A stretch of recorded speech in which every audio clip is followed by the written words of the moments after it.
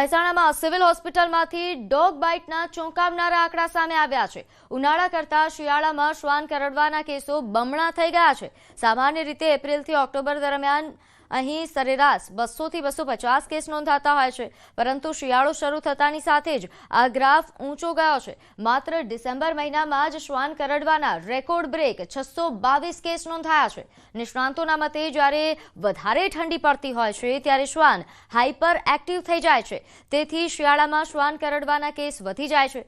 દર્દીઓને પ્રોટોકોલ મુજબ સૌપ્રથમ વુન્ડ વોશિંગ એટલે કે ઘાને ખાસ પદ્ધતિથી સાફ કરી આપવામાં આવે છે। જરૂરિયાત મુજબ એન્ટી રેબિઝ વેક્સિન અને ઇન્જેક્શન આપવામાં આવે છે। આમાં યુઝલી શું છે કે જ્યારે ખૂબ ઠંડી હોય છે અને જ્યારે રસ્તા ઉપર અને શેરીમાં પણ જ્યારે અવરજવર રોડ ઉપર ઓછી હોય અને જ્યારે કૂતરા ઠંડીના કારણે વધારે પડતા હાઇપર એક્ટિવ હોય એટલે એના કારણે પણ વધારે ડોગ બાઇટના કેસ થતા હોય છે। કઠણ કાળજાને માનવીને પણ હચમચાવી દે તેવો બનાવ રાજસ્થાનમાં બન્યો।